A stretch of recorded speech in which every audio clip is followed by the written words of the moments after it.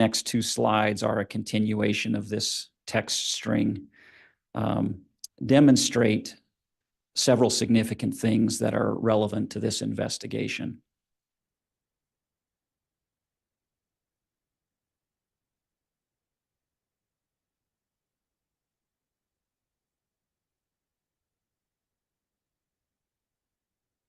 And in that, in the very last message, it appears to be a message from Chad to Lori. Correct. And what did that appear to be an indication Chad was going to do? So during the investigation. Objection, Judge, that was going to call for speculation. Overruled.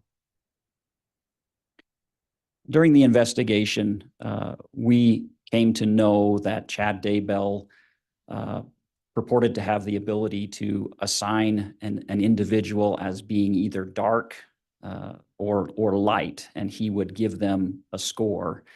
And Lori Vallow and others would seek Chad's visions as it related to assigning people as being either dark or light. And so this is one of the first references we see in the iCloud account where Lori Vallow is seeking from Chad Daybell, or Chad Daybell rather offers that he will check Allie Bloomer and her husband, meaning he will see what their scores are. And then looking at that first message, it references that Brandon is making me promise not to have you or Al around my house or kids. Do you know who that Al is? Yes, that's Alex Cox, Lori's brother. And then you had already indicated this next slide is a continuation. I'm just going to pause to give the jurors a chance to read through that.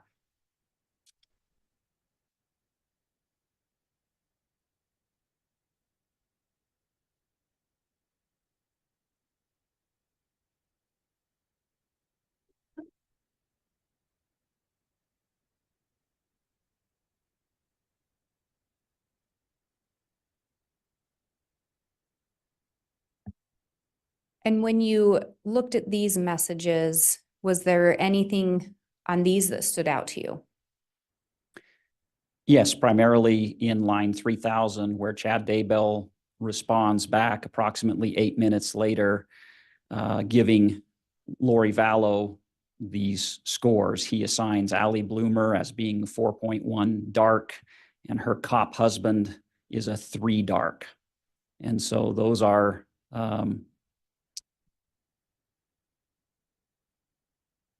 coming from Chad Daybell to Lori Vallow in reference to this issue that's come up with Melanie Boudreau. And if we look at the line 2996, is Lori passing that information along? Yes, and this is a pattern that we see repeatedly, that Lori Vallow would solicit Chad Daybell's advice or visions. Chad Daybell would respond, and then Lori Vallow would disseminate that out to whoever was making that inquiry. And if we move to the next slide, I believe you indicated this is also a continuation of that conversation. Correct. I'm just going to pause here to give the jurors a moment to look through that. Yes.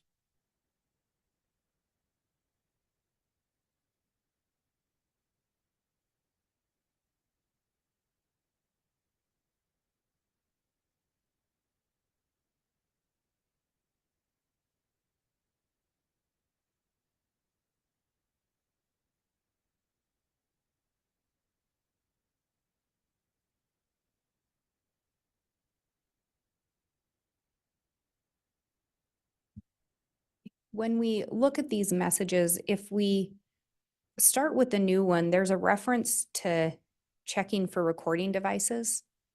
Did anything about that catch your attention? Yes.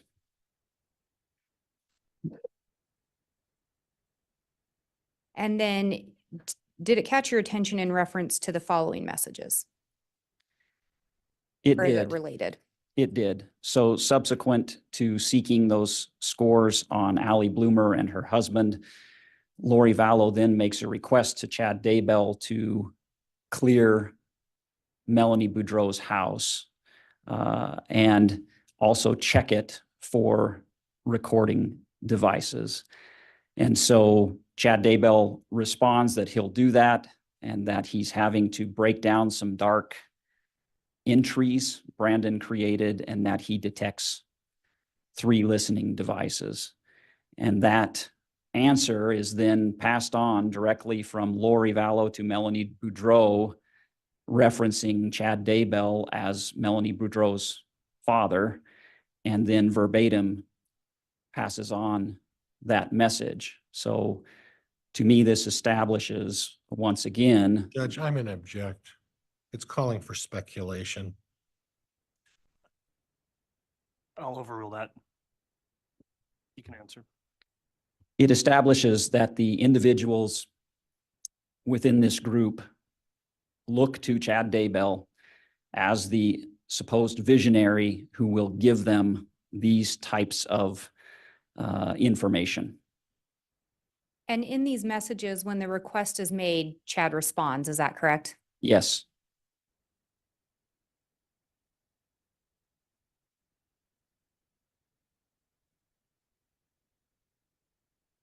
I'm turning to the next slide. I'm again going to pause to allow the jurors a moment to look through that. Very well.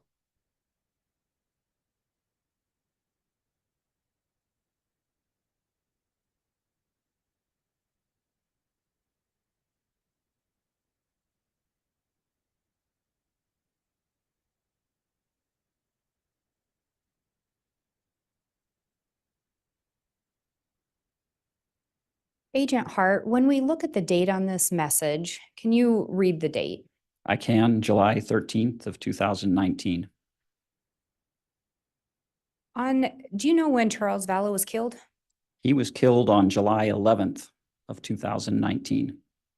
So just 2 days prior to this message. Correct. During this time, was Tammy Daybell still alive? Yes. Do you know who Adam, Leah, well, I'll stop there. Do you know who Adam is? Yes. And who is that? Chad Daybell's son-in-law. And do you know who Leah is? Chad Daybell's daughter. And do you know who Joe is? Joe is also Chad Daybell's son-in-law. What is it, outside of the date, what else about this message drew your attention?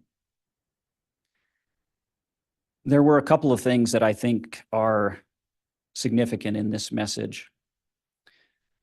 The first is this line where Chad Daybell says, "I feel she will be gone by then," which is a reference to the pending death of Tammy Daybell. Judge, objection. That calls for speculation. I'll strike that last part of the answers, insufficient foundation. Based on your investigation, who did you believe the she to be? Tammy Daybell. It calls for speculation. I'll renew my objection, Judge. And Your Honor, I think based on his investigation, I'm asking who he believed this message to be Judge, could referencing. we approach, please? No, it's overruled, Mr. Pryor. Go ahead, Ms. Blake. Who did you believe the her to be? Tammy Daybell. Or I said her, but the word is actually she, the pronoun used, correct? Correct.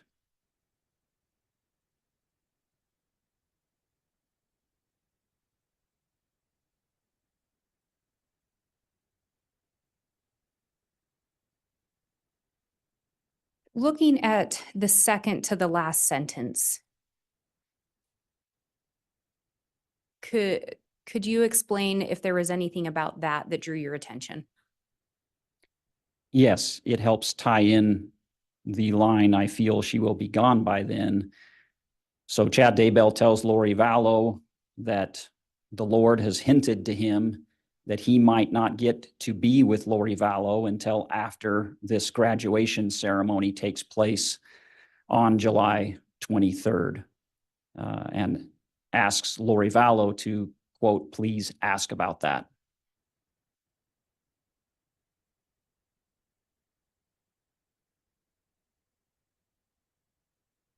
If we turn to the next slide, again, I'm going to pause to allow the jurors to read that.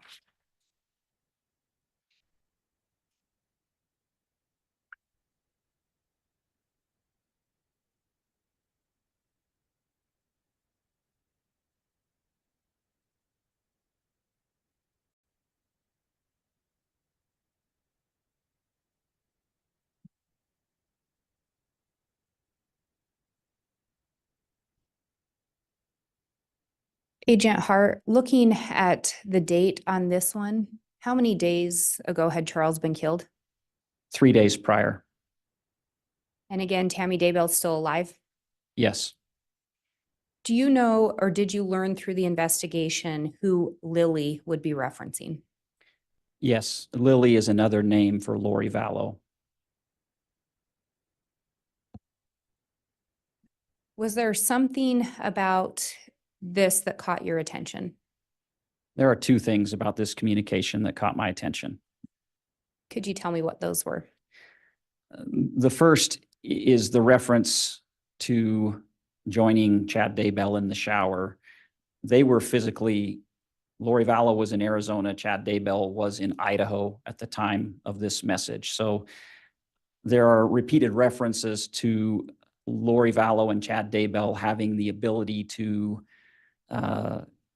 connect on a spiritual plane and be together spiritually. So this is just one example of that, but it's pertinent because it happens repeatedly and it could be easily confused that they were actually physically present together, which they were not. So that was the first thing that stood out. And what was the next thing?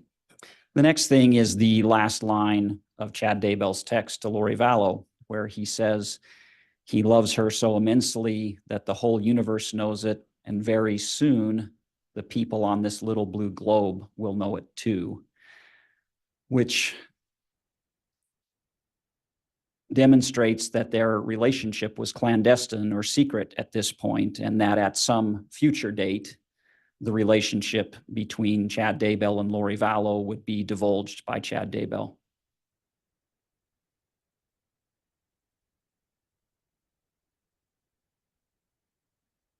And then moving to the next slide, again, I'm going to pause to allow the jurors time to read that.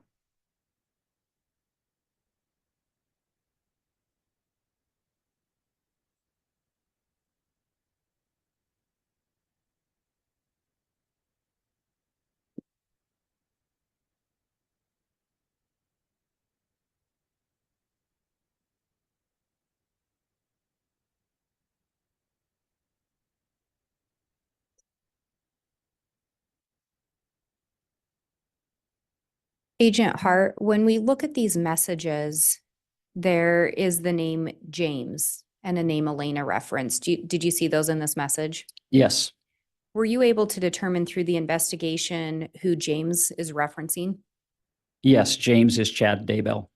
And were you able to determine who Elena is referencing? Yes, Elena is Lori Vallow. And again, the date on these messages is how many days after Charles Vallow was killed? This is now 3 days after he was killed. What is it about these particular messages that drew your attention? Well, the James and Elena communications are very significant, and we see them first in the email section of the iCloud, starting on July 8th, continuing through July 9th, and through much of July. Chad Daybell is the author of these portions of a narrative or a history that chronicles Chad Daybell's meeting Lori Vallow and how their relationship developed. He refers to himself as James in this and to Lori Vallow as Elena, but in fact, this is autobiographical. It is based in fact. We verified the facts of the story as being correct and accurate to real events. And so in this, we have a description from Chad Daybell as to how he met Lori, and particularly several important events that occurred early on in their relationship.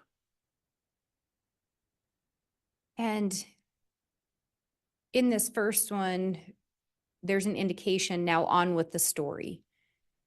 Were there other segments that came before this next message? Yes, and it's very voluminous. And so what we're seeing here were portions that were sent via text message by Chad Daybell to Lori Vallow. But as I said, on July 8th is the first instance we see of a very lengthy narrative written by Chad Daybell, sent to Lori Vallow via email. And again, during this time, Tammy Daybell is still alive? She is. In that second message, there's the indication they would both attend the same event in mid-November. Were you able to determine through the investigation if that occurred? Yes, so that's a reference to November 15th through the 17th of 2018. So while this message was sent via text on July 14th of 2019, the narrative contained in the message is talking about a time period between the end of October and prior to November 15th through the 17th of 2018.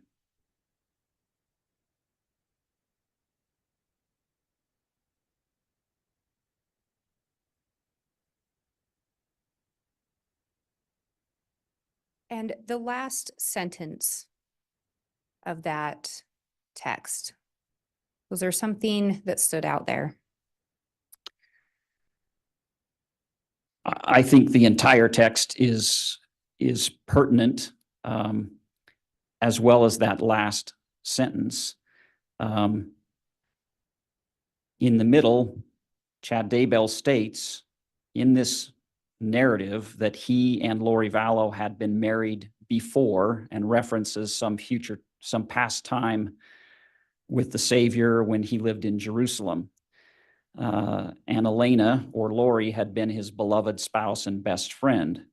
In the final line, he says that relationship was now meant to continue in this lifetime. So looking at this history, Chad is saying that after he met Lori Vallow, he knew that their relationship was now meant to continue in this lifetime, with the assertion that they had been married in a previous lifetime. And again, you talked about, while this message is sent in July of 2019, that it's referencing events from 2018. That's correct. Chad Daybell met Lori Vallow on October 26th of 2018 at a Preparing a People conference in St. George, Utah. That's chronicled in this history. In between their first meeting, there was a 3-week time period before they would physically meet again in Mesa, Arizona, November 15th through the 17th, 2018, at another Preparing a People conference. So the time period being referenced by Chad Daybell in this communication is that time period from the end of October 2018 until they meet again physically in November of 2018. And when this is written, Charles and Tammy are still alive. That is correct. We go to the next one. And again, I'm going to pause here to let the jurors read it.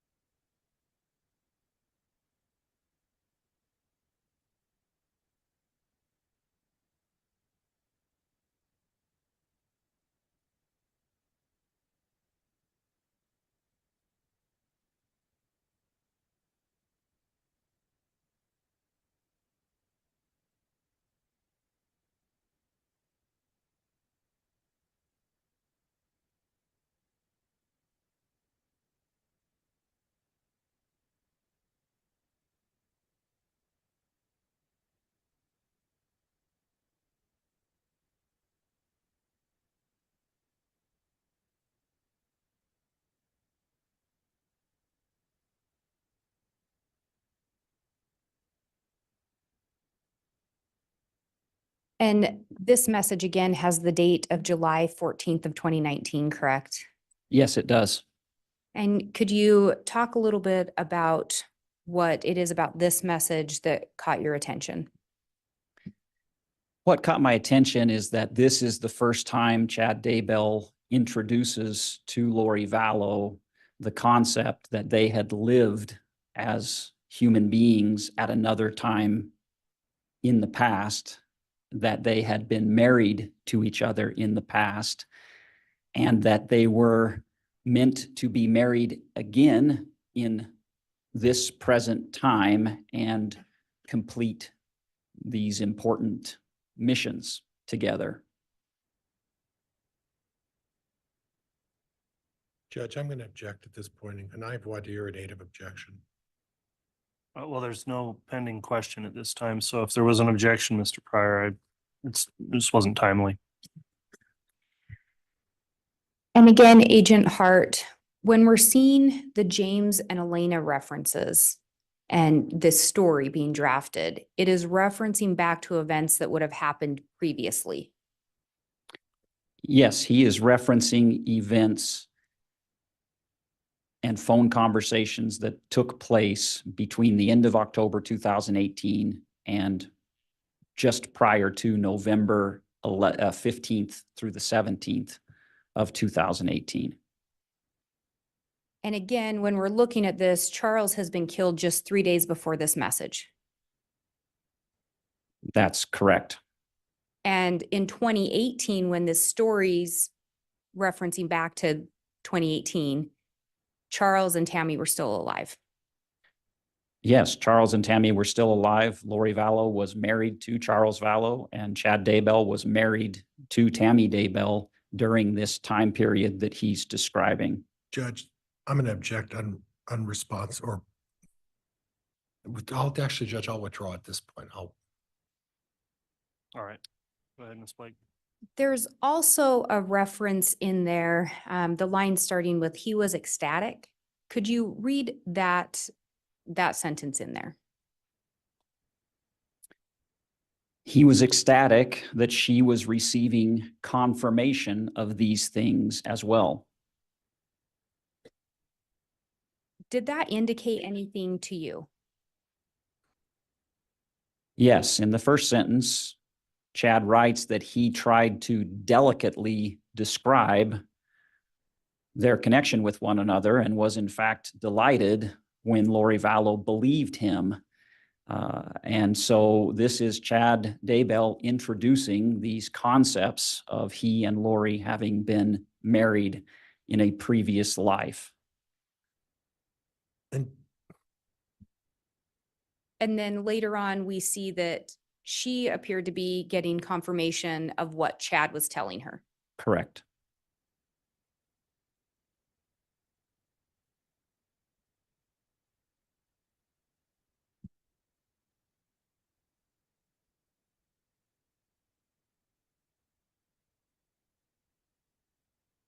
There's also reference in there to physical desires. Yes.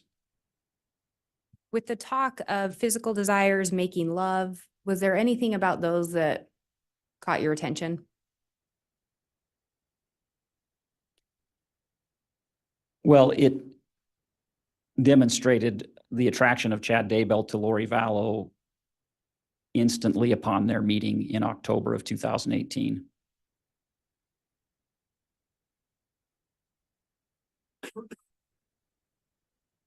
If we move to the next slide, and again, I'm going to pause to allow the jurors to read this.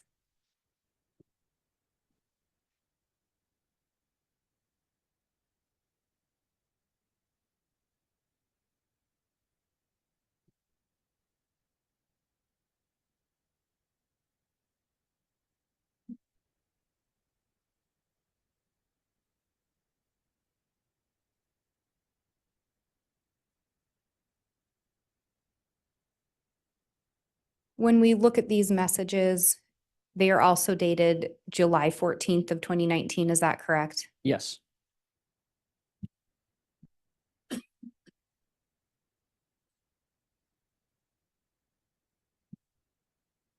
What was it about these messages that caught your attention?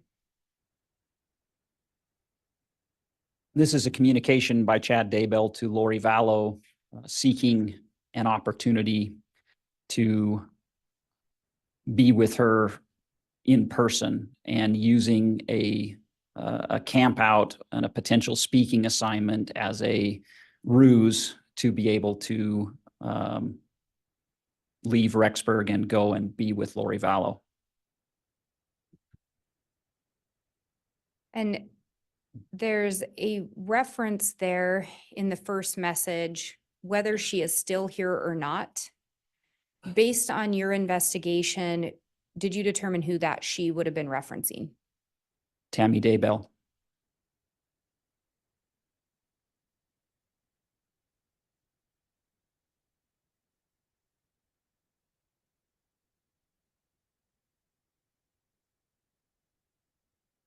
And in the James and Elena, we saw some reference to some kind of physical attraction. And then in these, what stood out is Chad and Lori are actually going to meet up in person here. Yes, the investigation had revealed they had already met at several different times with travel to different places to be together for periods of 2 or 3 days. And in fact, we were able to verify that Chad Daybell and Lori Vallow did meet and were together during that July 24th through 26th timeframe that's referenced in the communication. And July 24th to 26th, Tammy Daybell was still alive. Is that correct? Yes. And then if we go to the next slide, and again, I'm going to pause to allow the jurors to read this.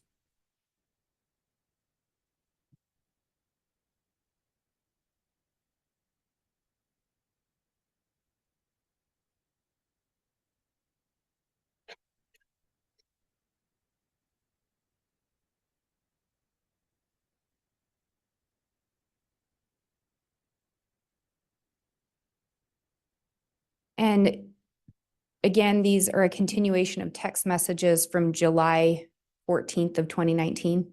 Correct. And again, just 3 days after Charles Vallow's been killed. Yes. What about these messages drew your attention? There was a lot of what we call sexting content in the iCloud that I examined. I included these communications as just a very, very small example that this was in fact a sexual affair. It was not an emotional affair or a spiritual affair. It's very clear that it's a physical sexual affair between Chad Daybell and Lori Vallow.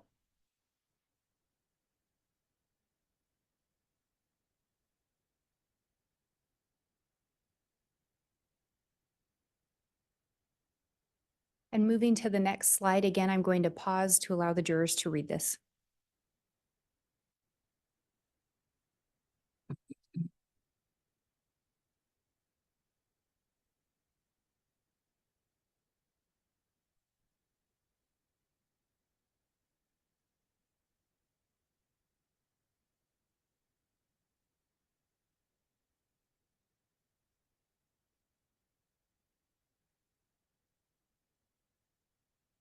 And if we look at these, can you indicate the date on these messages for the record? July 15th of 2019. So these are moving to the next day from the previous messages. Correct. What is it about these particular messages that caught your attention? This is an example of how Lori Vallow sought to manipulate Chad Daybell in the immediate aftermath of Charles Vallow's death.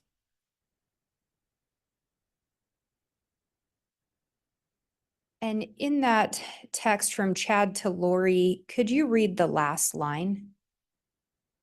He says, "You are my wonderful best friend that I can't live without."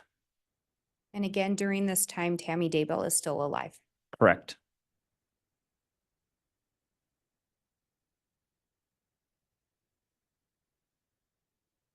And the manipulation that you're indicating is Lori's response there. Could you read the first line? Yes, she replies, and yet you are so sad, missing you. Referencing back to his message to her that he couldn't live without her. Correct. Chad Daybell tells Lori Vallow how much he loves her and he can't live without her. And her response to that is, and yet you are, in fact, living without me. So sad.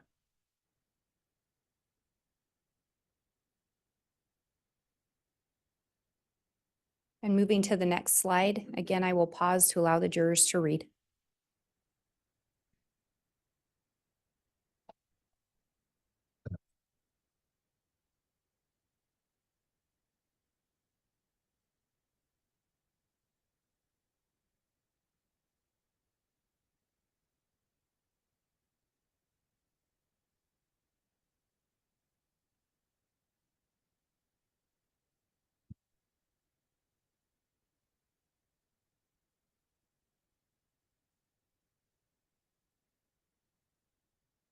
And could you indicate the date on these messages for the record?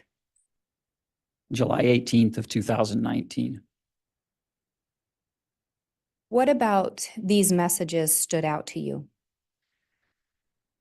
Well, this is a series of texts that occupies this slide and the next 3 slides, all regarding the same subject, and that is Lori Vallow has just found out that she is not the beneficiary to Charles Vallow's $1 million life insurance policy. And she's telling Chad that. Correct.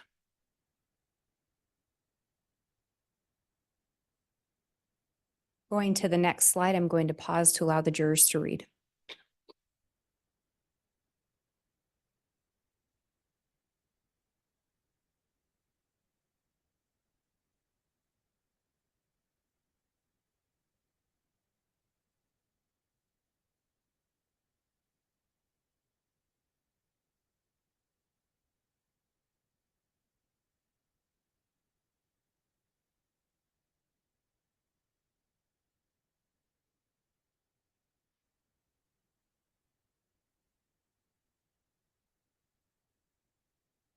And you indicated this is a continuation of the previous slide, correct? Correct, as well as the next 2 slides. In looking at this particular slide, there's a reference to bringing down the Gaddy Antons, especially Brandon.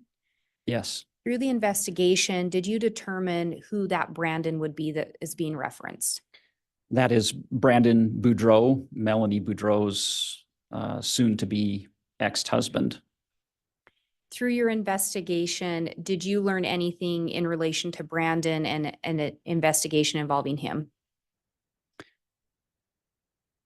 Yes. What did you learn? What, could you clarify, what did we learn about? Yes, sorry. Did you learn anything about an incident being investigated by the Gilbert Police Department involving Brandon as a victim? Yes. And what did you learn regarding that? On November 2nd of 2019, as Brandon Boudreau was pulling in his driveway of his home in Arizona, an individual shot at him with a rifle, narrowly missing him. And you said November 2nd. Is it possible it was October 2nd?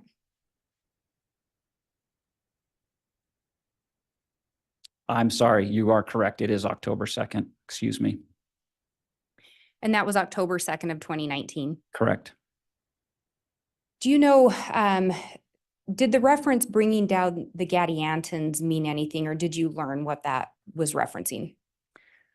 I learned that that is a reference. The name Gaddy Anton has to do with a group of people that's referenced in a book of scripture called the Book of Mormon. The Gaddy Antons were robbers and thieves.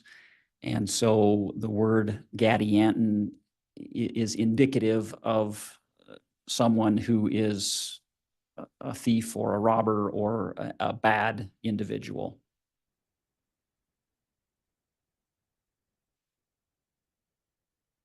And as Lori's telling Chad that she's no longer the beneficiary, can you read the last text into the record? Yes, that's a text from Chad Daybell to Lori Vallow. It says, it will be interesting if it got changed after he had 2 bullets in his chest.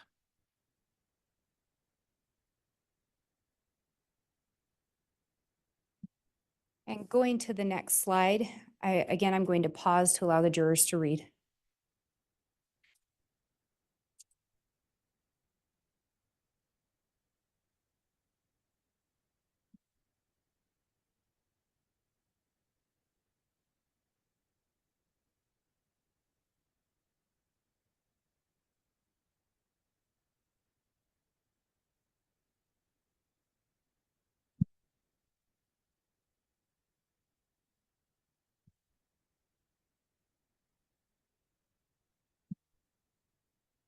And Agent Hart, I think you indicated this is also a continuation from the previous 2 slides. Is that correct? Yes, it is. Were there some additional references on this particular slide that stood out to you, or particular statements? Yes, primarily the last line. And what was it about that that stood out to you? That's a text from Lori Vallow to Chad Daybell. And so she had found out that the beneficiary for the life insurance policy had been changed in March of 2019. And then she says, so it was probably Ned before we got rid of him. Ned is the name of the supposed dark entity that Chad Daybell had assigned to Charles Vallow.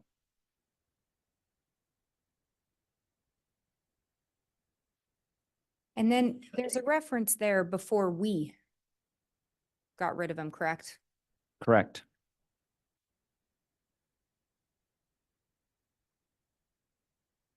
Did you learn what the 4,000 a month from SS was in reference to through the investigation? Yes, that's a reference to money that would still be coming to Lori Vallow through Social Security for her children, primarily for JJ.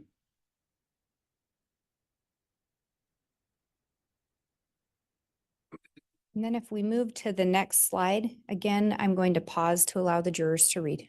Very well.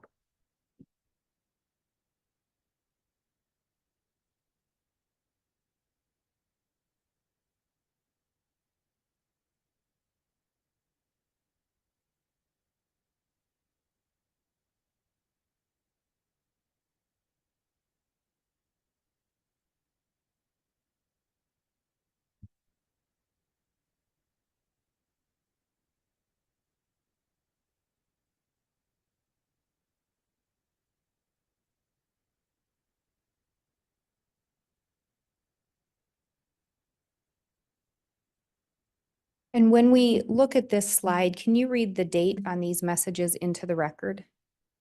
Yes, these 5 messages are all from July 21st of 2019. We've talked about who Ned is. Through the investigation, did you learn who Rhonda is that's being referenced? Yes, Rhonda is the name assigned to the dark spirit or dark entity that Chad Daybell assigned to Kay Woodcock. Judge, I'm in object on foundation. Sustained. Agent Hart, as part of your investigation, did you review other documents? Many, yes, Did you review other reports? yes, Did you discuss this matter with other investigators? yes, And based on your review in this case, did you determine who Rhonda was referencing yes. and who? And was I'm that? going to renew my objection, Judge. You can talk about all the reports you want, but unless they get into specifics, telling me how he came to that conclusion, which documents, when, where, and time, it's still not sufficient foundation. For purposes of this direct, I do find there's sufficient foundation. I'll overrule the objection. You can cross on that, of course, Mr. Pryor, when it's your chance for cross-examination. Who did you determine Rhonda to be referencing? Kay Woodcock, who is Charles Vallow's sister. Now, there's references in some of these messages as well to working on someone. Through your review of the iCloud and messages, did you determine anything in relation to those working on, or did that stand out to you? Yes, this is a phrase that we see repeatedly in the iCloud, and it actually has a dual meaning. When they're referencing somebody who Chad Daybell has determined to have a dark spirit or a dark entity working on them, has a negative connotation. When it's someone who's determined to be light or good, then working on them is an uplifting or a building connotation.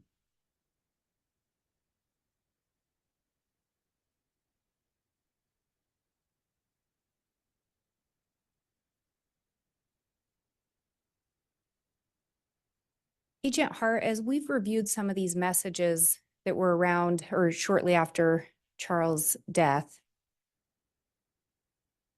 we're seeing some of them. In your review of the messages, did you ever see any signs of grief or sorrow from Lori Vallow? No, Did you ever see any signs of grief or sorrow from Chad Daybell? none.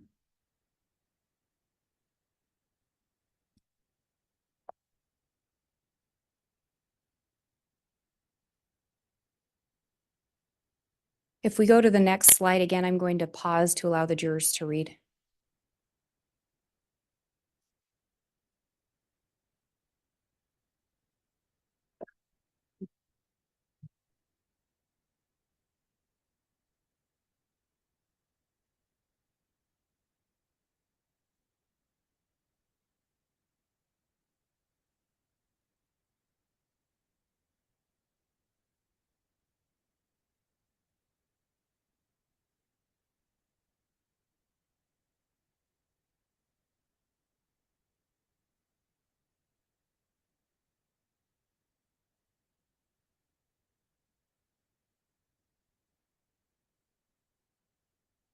And would you read the date of this message into the record? July 21st of 2019. And we've talked about James and Elena before, and this story, again, it references a prior period of time than when the message was being sent. Is that correct? Yes, so at this point in this narrative, the dates are, this would be November 15th of 2018. And we saw a previous slide dealing with that same time frame. Is that correct? The previous slides were actually talking about that period of time between the end of October and prior to November 15th of 2018. This particular story talks about when Chad Daybell and Lori Vallow are now physically together in Mesa, Arizona on November 15th of 2018.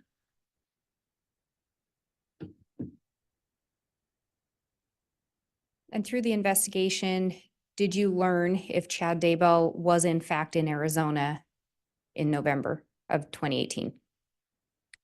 Yes, we verified that he was present on that specific date.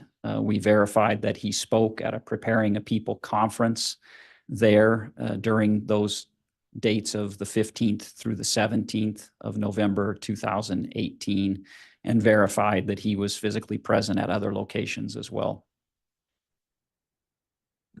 And outside of the continuation of the James and Elena, were there specific things in this message that drew your attention? Yes, What were those? primarily that there was a plan that had been revealed or communicated to Chad that wasn't entirely clear to him yet, but it included them, meaning Chad Daybell and Lori Vallow, being together at the present time. So specifically, the plan was being revealed to Chad. Correct.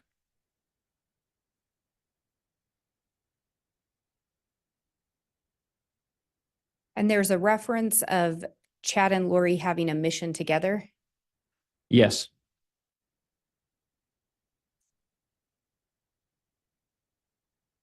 And moving to the next slide, I'm again going to pause to allow the jurors to read.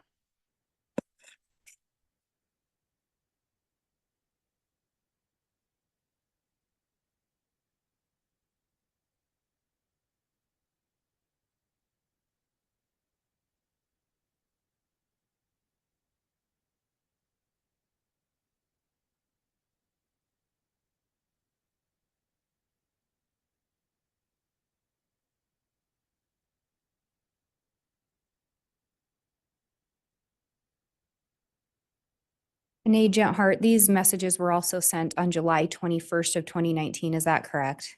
Yes.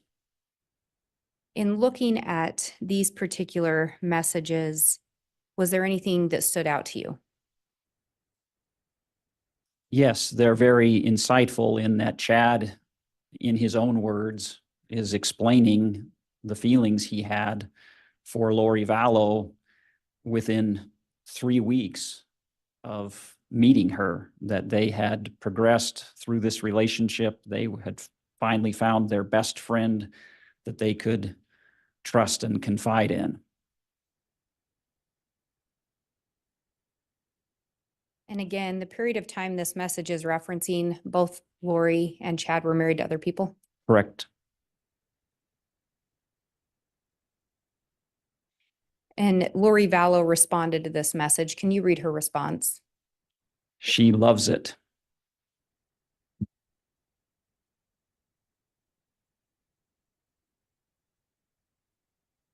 And there's the reference in there to the 3 weeks. And would this have been, was the meeting in November about 3 weeks after Chad and Lori met in real life? Yes, that's verified.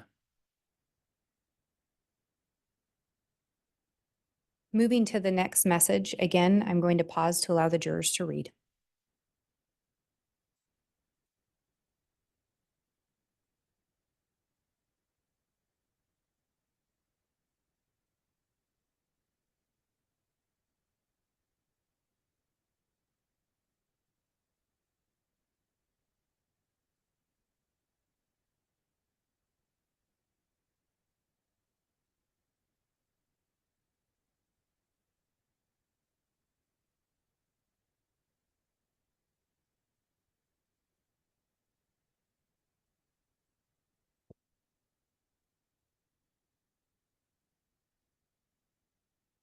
And would you read the date of this message into the record? This is also July 21st of 2019. And this is a continuation of the James and Elena story being written. Yes. Are you aware of which time period this message is referencing? This is referencing a specific date of November 16th, 2019, or excuse me, 2018. And was there something about this particular part of the story that drew your attention? There were multiple things that drew my attention to this that I believe are pertinent to the investigation. Can we go through those one by one? Sure. What is the first one that drew your attention? So the first is that Chad Daybell and Lori Vallow went to an LDS temple that has been verified. They attended the temple in Gilbert, Arizona on November 16th of 2018 together. And that they then participated in a ceremony that is a proxy ceremony for marrying people who have already been deceased. And again, that was verified that they were at that temple together. Yes. And they reference the proceeding. After that, there's an indication in here, if you can read from the James and Elena knew. James and Elena knew that they were now sealed as husband and wife for eternity. Did that line stick out to you? Yes, this is Chad Daybell's writing stating that when he and Lori participated in this proxy ceremony, that somehow through that, they had become once again married for eternity. And then if we go to the last sentence, starting with "they knew," would you read that into the record? Yes. They knew they had just begun a new journey together that was eternal and never ending. Was there something about that particular line that caught your attention? Yes, this is the beginning of their relationship and continuation of that relationship in the coming months that encapsulate the time period of this investigation and the crimes that are alleged.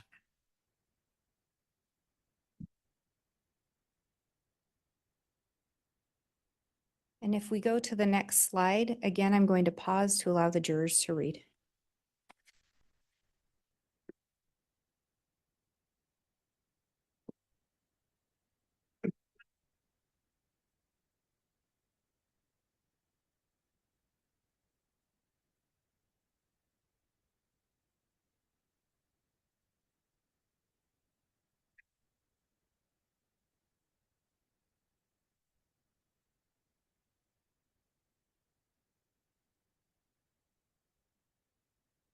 And these messages were also exchanged on July 21st of 2019. Is that correct?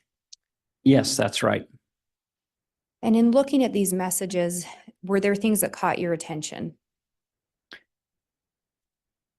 Yes, two things primarily. And can you walk us through those? Yes. The first is that Lori Vallow responds to those prior clips that Chad wrote about James and Elena, saying, "It's making me so happy to read about our life," which is a verification that this is an autobiographical or factual account. And then what is the next thing? The next is the line from Lori Vallow to Chad Daybell, which says, "I love you more than ever. I can't wait to be with you forever. I'm begging father and mother. That's my job tonight." To which Chad Daybell responds, "I will be right beside you, begging just as much. I need you desperately." And what, if anything, did that indicate to you about Chad and Lori's relationship? That they had a clear plan to be with each other, to be together forever, and that they were both begging God for that to happen. And again, when these messages are being exchanged, is Tammy Daybell still alive? She is. In your review of these iCloud accounts, was there ever any indication of Chad planning on getting a divorce? None. Ever any indication of Chad planning on getting separated? No.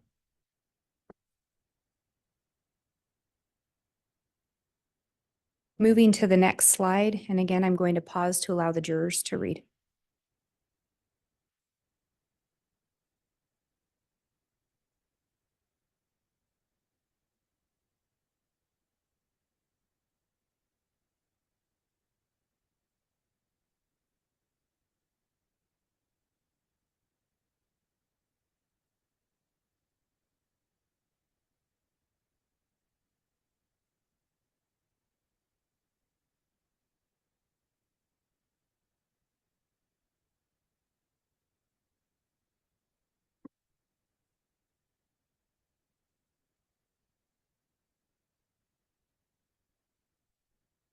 And could you please read the date of these messages into the record?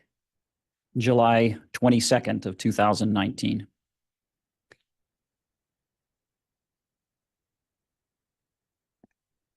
You just talked about the previous slide indicating a plan to be together. Correct. What is it about these particular messages that stood out to you? Again, there are a couple of different things that stood out as relevant. The first is the text from Chad Daybell to Lori Vallow referencing going to see a movie with Garth, who is his son. He then says, missing you desperately, but so excited to be with you. If you'll recall from a prior slide, there's a plan July 24th through the 26th for Chad and Lori to be meeting in person. And so the first line is a reference to their in-person meeting that's coming up.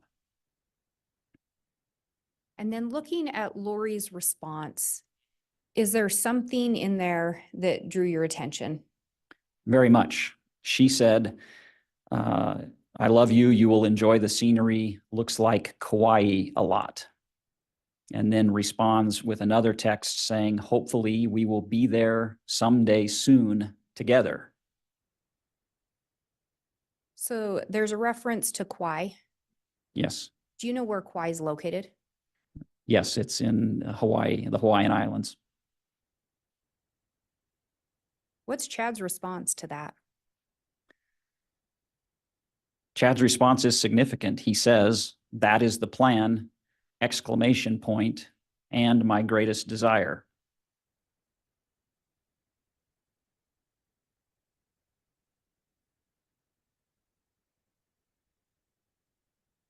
And then we talked about Kauai being in Hawaii. Looking at Chad's final sentence there of the last message, could you read that into the record? Yes. I look forward to being on a tropical island with you. I asked you earlier if you knew when Chad and Lori got married. Do you recall when that was? November 5th of 2019. Do you know where they got married? I do. Where was that? Kauai. Do you know where Chad and Lori relocated eventually after getting married? Kauai.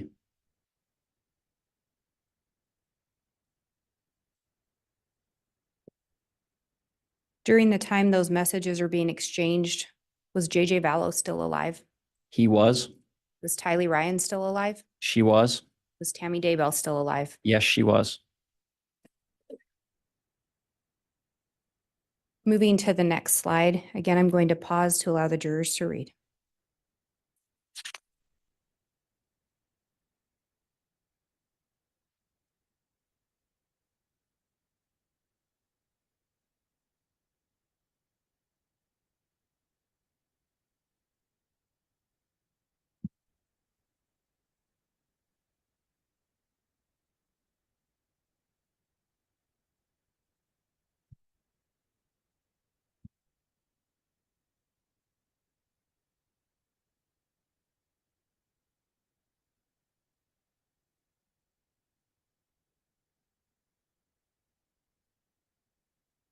And Agent Hart, can you read the date these messages were sent into the record? July 26th of 2019. Looking at these messages, did certain parts of them catch your attention? Very much so, yes. And what is it about them that caught your attention, if you can walk us through that?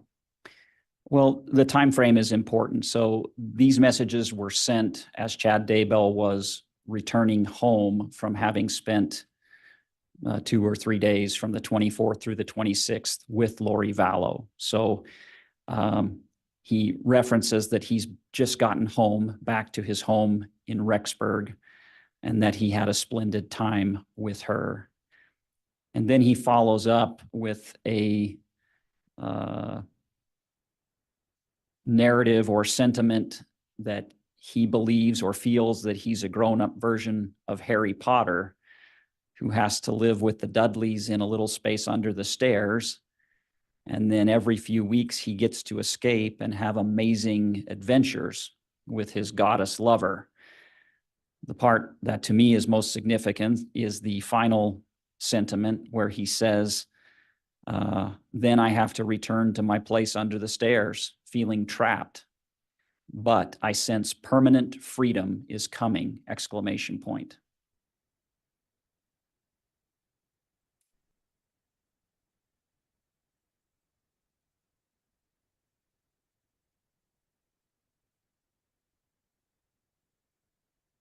And you indicated he just returned from the weekend or from the time with Lori, correct? Yes, these messages were sent upon his return back to his home in Rexburg. So he's referencing being back home with his family. He feels trapped. Correct.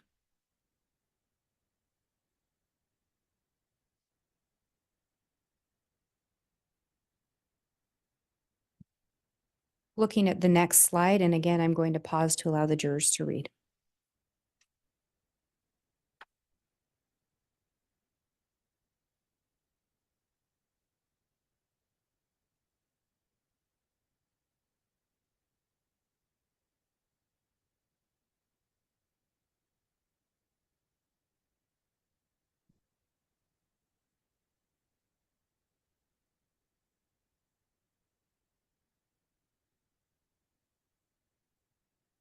And Agent Hart, if you can read the date these messages were sent into the record. July 28th of 2019. What about these messages stood out to you? There's a couple of things.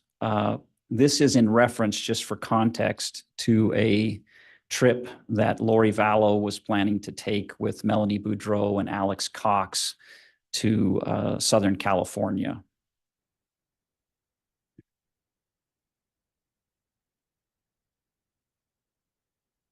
And in these, we see a message from Chad to Lori about no privacy here to hardly text.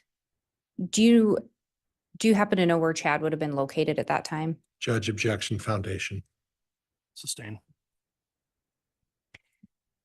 With these messages, was there any through your investigation, was there any indication that Chad Daybell was going on a trip? No, The indication was Lori Vallow was going on a trip. correct. So based on your investigation, Chad wasn't leaving his home. Correct. Judge, objection. This is leading. Well, it was, but it's already been asked and answered. Then we see, looking at that third message on there, the text from Lori to Chad, is there something about that that drew your attention? Yes, this is approximately 2 weeks after Lori Vallow's husband, Charles Vallow, has been killed. She is now free from her marriage. Chad Daybell is not free from his marriage. And she says, I need a distraction while I'm waiting for you. And he replies, absolutely, I think you'll have a fun time.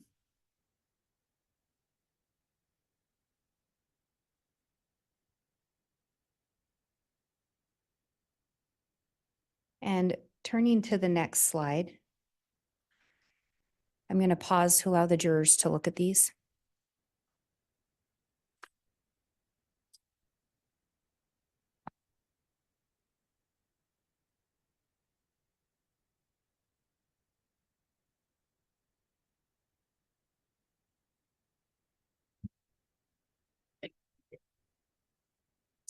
And Council, could I have a quick sidebar?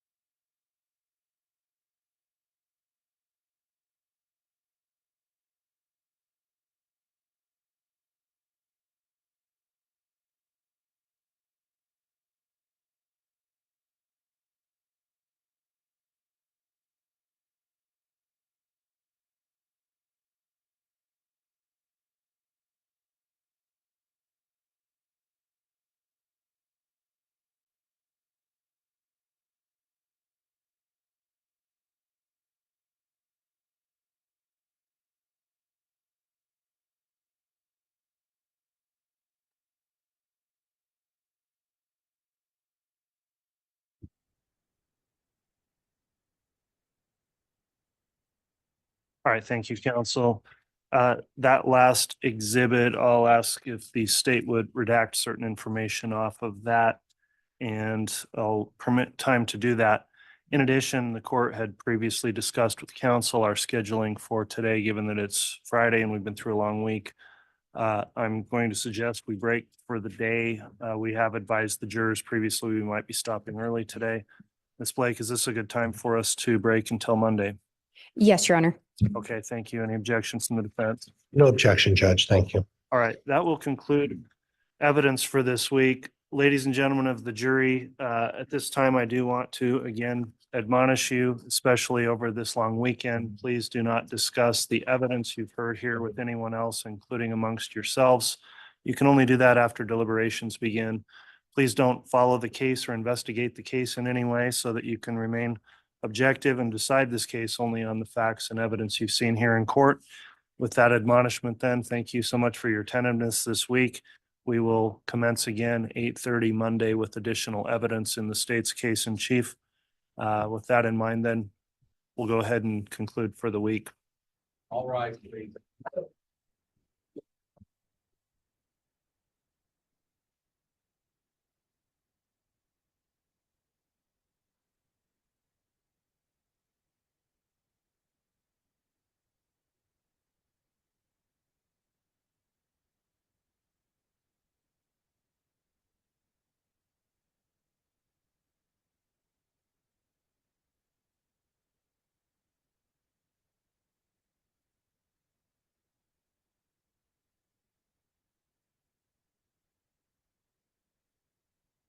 All right, thank you, everyone. We'll be in recess.